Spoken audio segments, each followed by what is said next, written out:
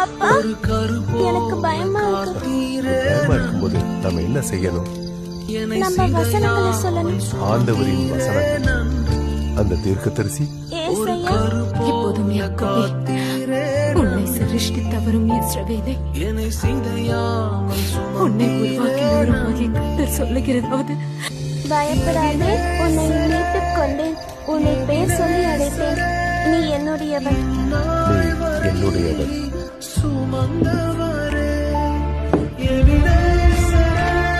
அது உனக்காக. மரியாதை, மகதலேனா மரியாதை, என் பேர் எப்படி தெரியும்? உன்னை சிருஷ்டித்தவரும் உன்னை உருவாக்கின கர்த்தர் சொல்லுகிறதாவது, பயப்படாதே, உன்னை மீட்டுக் கொண்டேன், உன்னை பேர் சொல்லி அழைத்தேன், நீ